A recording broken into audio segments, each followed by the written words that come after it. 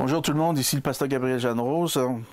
Nous allons continuer maintenant nos capsules concernant ce MOOC que nous avons établi depuis plusieurs capsules précédentes.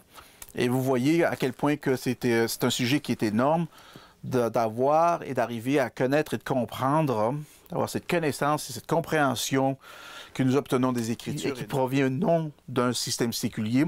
Encore, j'ai rien contre ça, mais quand ça vient pour un développement spirituel, des progressions spirituelles, c'est une autre substance. On fait affaire à d'autres choses. C'est à un autre niveau. Ce niveau, on appelle ça dans le domaine spirituel.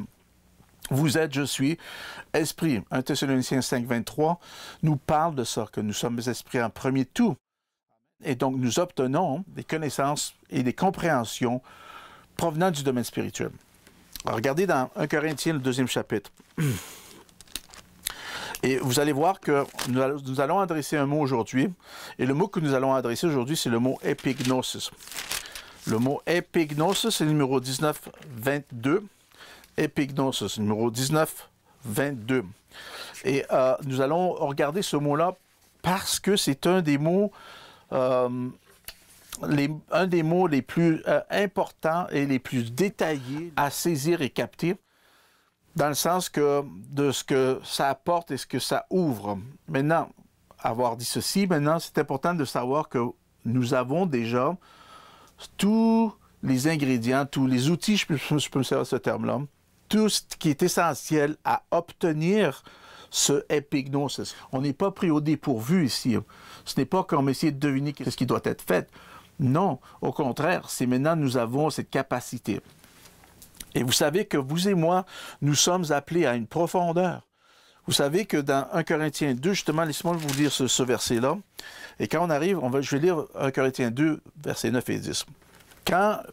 Et beaucoup de chrétiens lisent 1 Corinthiens 2, verset 9, et ils arrêtent là, puis ils pensent que, vous voyez, on est limité, on est bloqué par ce qu'on entend, ce qu'on voit, ce qui est rentré dans notre cœur, fait qu'on ne connaît pas toutes ces choses-là.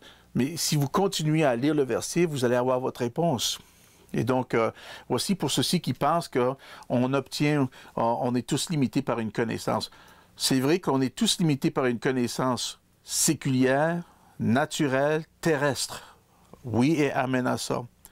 Mais vous et moi, on n'est plus limités par ce domaine séculier, ce domaine naturel, ce domaine terrestre.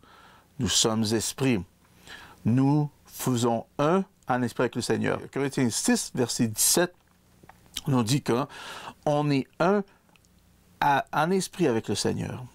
Amen. C'est grandiose. 1 Corinthiens 6, verset 17. Mais celui qui s'attache au Seigneur est avec lui. Un seul esprit. Ça, c'est grand, ça. Amen. Fait qu'on est un. Fait que vous voyez qu'il y a un attachement qui se fait. Maintenant, cet attachement-là, archi important de savoir ça, que ce n'est pas juste un petit engagement ici. On voit que c'est attaché. C'est une chose qui est courante et régulière. Ce n'est pas quelque chose qui est partiel, temporaire. C'est pas une fois de temps en temps.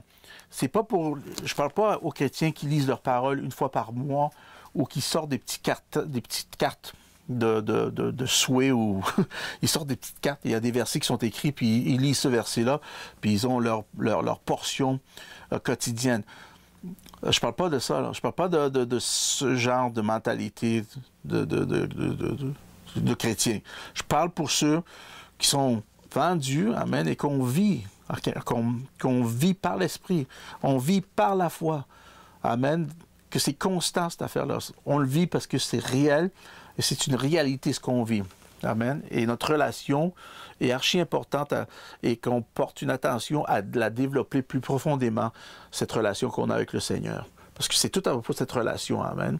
Et donc, on se sert de ce qu'on a obtenu de Dieu pour arriver à parvenir à être capable de vivre d'une façon courante, à l'aise, continuelle, dans ces dimensions-là, dans cette relation qu'on a avec le Seigneur. Et on fait ça dans l'esprit. Et une de ces matières qu'on partage, c'est justement la connaissance et la compréhension spirituelle s'obtiennent dans ce domaine aussi.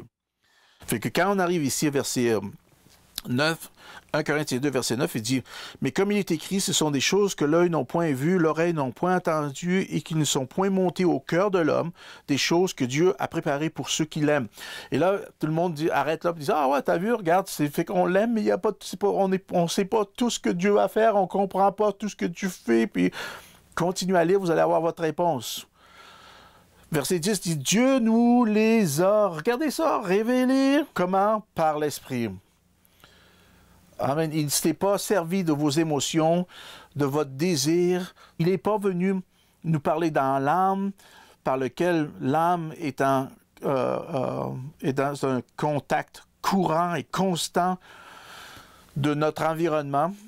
Et dans cet environnement par lequel on vit, inclut, amen, un système séculier. Donc, on est au courant de toutes ces choses qui se passent. Mais ce n'est pas à travers de ça que Dieu nous appelle à vivre. À travers de cette dimension-là. Dieu nous appelle à vivre une relation avec lui dans l'esprit.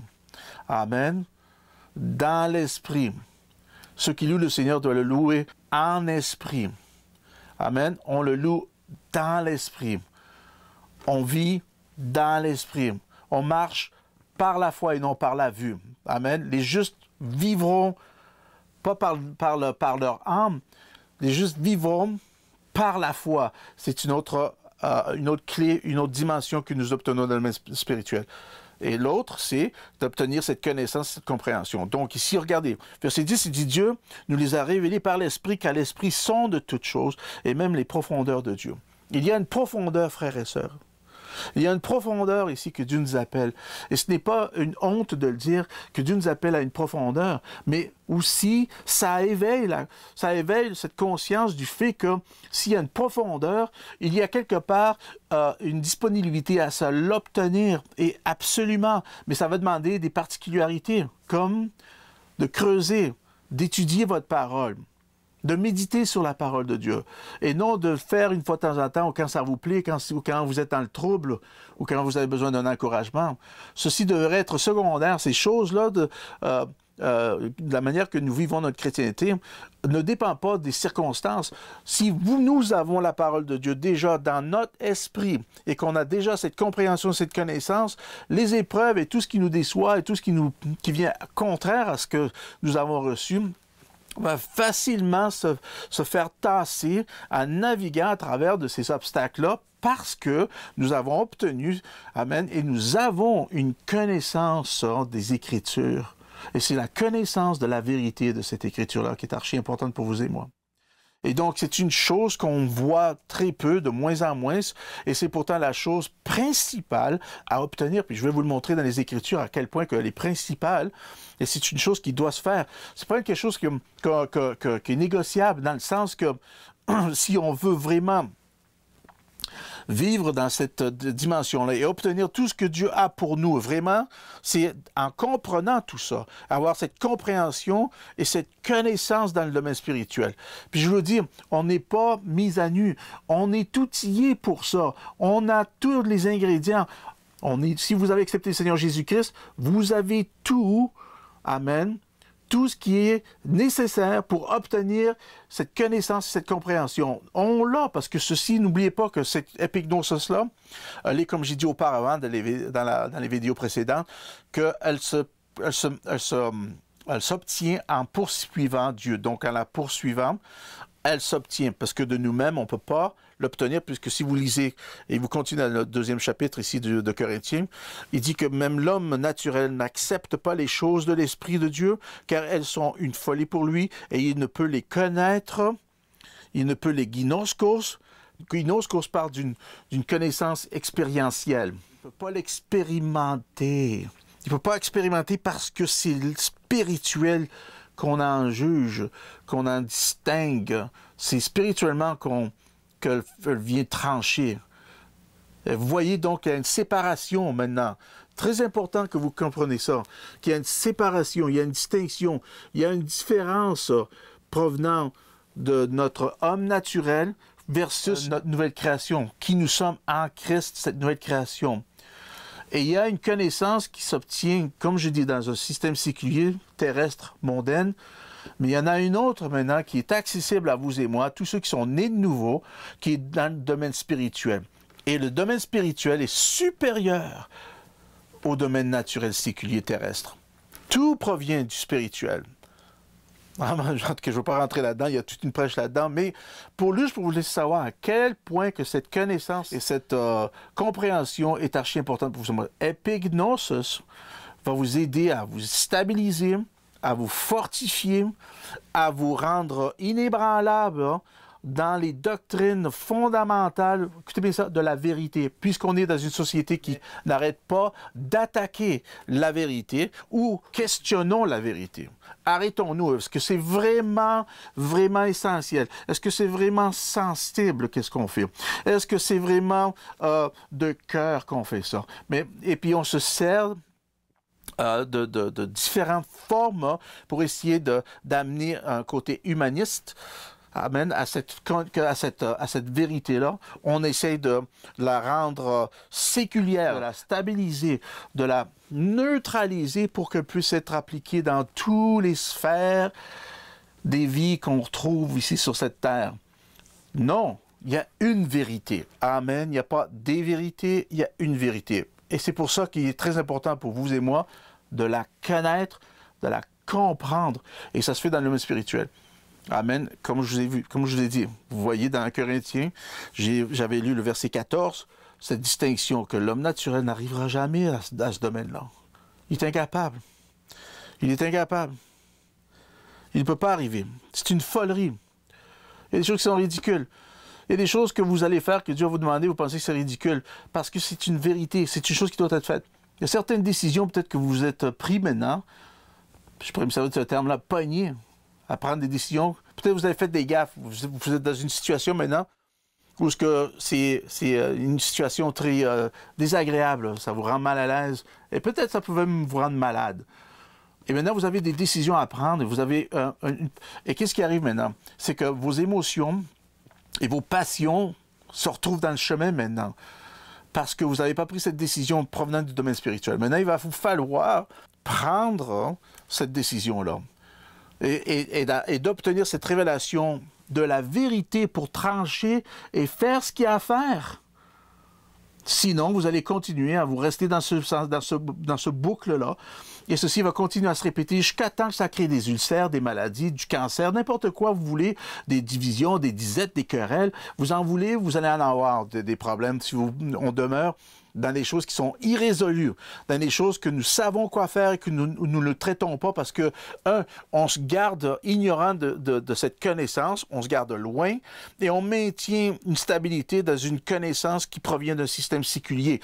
Donc, vous êtes continuellement injecté, si je peux me servir de ce terme-là, d'une mentalité et d'une philosophie séculière. Et ceci va toujours venir contre la connaissance de la vérité des Écritures. Je vous garantis, frères et sœurs, ça va toujours venir contre. Il faut arriver et se fonder sur la connaissance de la vérité. Et ça prend du temps. Ça va prendre du temps. Ça va prendre de votre part et de ma part un engagement. Ça va prendre de l'étudier, de méditer, de creuser et de se maintenir là jusqu'à temps que nous obtenons ce qu'on a à obtenir, et de prendre le temps. Et vous allez voir éventuellement, ceci peut sonner comme une énorme tâche, puis si c'est une tâche, il faut que vous le voyez, que votre perception change. Il faut que vous le voyez comme une chose que vous voulez faire, et vous voulez connaître, vous voulez développer, approfondir cette relation que nous avons avec le Seigneur. Et d'être complètement conscient de cette relation-là, parce qu'on comprend et on connaît qui on est en Christ. C'est glorieux, je vous le dis. C'est pas quelque chose qui est inventé, c'est quelque chose que les Écritures nous promouvoient. Dieu nous promouvoit et nous pousse dans cette direction-là, gloire à Dieu. Quand je dis « il nous pousse », amen, je dis qu'il nous amène, il nous révèle, fait qu'il nous attire là, de demeurer en lui. Amen. C'est pour ça qu'il dit « demeure ». Demeurer ne veut pas dire visiter ou louer. Il n'a pas dit de louer la place, il dit « demeure dans la place ». Amen. Fait que ce mot est archi important, ce mot-là. Maintenant, je vais vous montrer l'importance du mot épignosis. Mais avant que je vous donne ça, on va lire dans 1 Timothée 2, On va lire dans 1 Timothée 2, mais laissez-moi vous donner la définition du mot épignosis, le numéro 19-22, épignosis, et là, on va commencer à élaborer ces définitions dans les contextes. Et vraiment, je vais le répéter souvent, mais tenez-vous à ces définitions-là, elles sont phénoménales. Donc, le mot épignosis, le numéro 19-22. Le mot épignosis, c'est la connaissance des choses éthiques et divines. Vous voyez, donc, éthique et divine. Remarquez bien qu'elle n'est pas séculière, elle n'est pas charnelle, elle n'est pas terrestre. Amen, elle est divine. Ça parle des éthiques et ça dévoile les éthiques du domaine spirituel. Et en parlant d'éthique, on peut rentrer, puis on a-tu besoin de déguiser nos éthiques? Amen. On a-tu besoin même de changer, de transformer nos éthiques? En tout cas, nous pouvons le faire, mais dans le domaine spirituel. Et cette épignosis nous amène à le voir et à comprendre. C'est glorieux. Donc, l'épignosis, c'est une connaissance des choses éthiques et divines. C'est une connaissance. Maintenant, avant que je me devance ici, laissez-moi vous donner peut-être une définition que j'ai ici là, concernant le mot connaissance. Une connaissance, c'est l'ensemble des choses découvertes qui étaient inconnues, ignorées ou cachées. Amen. Fait qu'une connaissance ou de connaître une chose, une connaissance, c'est l'ensemble des choses découvertes qui étaient inconnues, ignorées ou cachées. Épignosis, parce que épignos, en passant, c'est un composé de 2 mots. Vous avez épi et vous avez gnosis. Gnosis, c'est une connaissance et épi, c'est au-delà ou au-dessus. Fait que quand on combine les deux ensemble et on dit épignosis, on parle d'une connaissance qui est au-delà, qui est au-dessus, supérieure. Elle est épique. C'est comme une connaissance épique. Tu sais, un film qui est épique, c'est épique, c'est grand. Fait que c'est une connaissance au-delà. C'est une connaissance au-delà, au-dessus, supérieur. Littéralement, on peut se servir des synonymes qui sont rattachés à tout ça. Mais est-ce que vous voyez un peu, vous comprenez le sens? Donc, épignosis, c'est l'ensemble des découvertes qui a été inconnues, ignorées ou cachées. Et regardez bien ça, dans le domaine spirituel.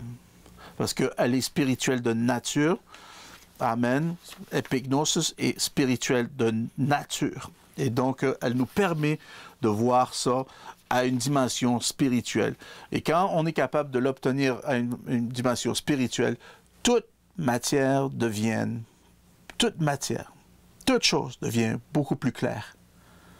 Beaucoup plus facile à prendre des décisions ou à faire ce qu'on doit faire, parce que une des définitions de épignosis, laissez-moi vous donner l'autre définition, c'est la connaissance des choses éthiques et divines d'une façon absolue, car ça parle d'arriver à connaître, d'acquérir ou de recevoir une connaissance complète. C'est de se familiariser, regardez ça, c'est de reconnaître une chose comme qu'elle doit être. Et ça, c'est grand, ça. C'est de reconnaître une chose comme qu'elle doit être. Parce que épignosis aussi apporte l'idée d'une chose découverte, regardez ça, d'une chose reconnue. Vous savez, quand on connaît une matière, on reconnaît tout ce qu'il y a à reconnaître. Amen. Quand je commençais à apprendre la musique, après ça que je commençais à étudier les notes, éventuellement, je reconnaissais certains patterns, je reconnaissais certaines choses parce que je l'avais tellement fait, tellement pratiqué, tellement lu, tellement vu, amen, est-ce que vous me suivez, que je reconnaissais tout ce qu'il y avait à reconnaître comme je dois le reconnaître. Donc, dans tout ça, écoutez bien ceci, dans tout ce qu'on arrive à obtenir et de voir les choses telles qu'elles doivent être, c'est que maintenant, tu vas reconnaître aussi en même temps tes fautes.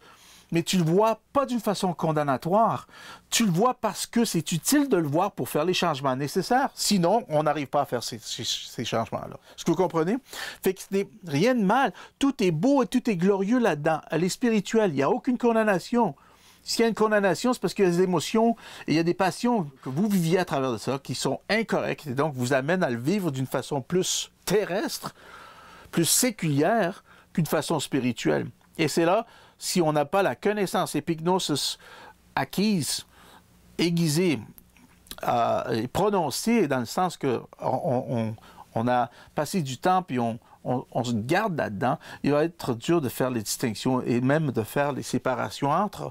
Et donc, vous pouvez vivre deux choses en même temps. Vous pouvez vivre une chose à travers des émotions et comprendre ce que vous vivez, mais pas arriver à terme au point de le changer. Fait que est-ce que c'est important? C'est archi important ce que je vous partage. Amen. Donc, on a dit que cette connaissance-là, c'est une connaissance, j'ai dit, porte l'idée d'une découverte, de reconnaître. Epignosis, elle exprime une participation plus approfondie à l'acquisition de la connaissance provenant de l'apprenti. Amen. Fait que c'est quelque chose que tu as obtenu d'une proximité très proche. Et donc, elle est supérieure parce qu'elle est epignosis. Écoutez bien ceci maintenant, c'est une définition qui est très importante. C'est une connaissance, je sais que j'en dis beaucoup, mais je pense que vous allez voir sur l'écran aussi en même temps.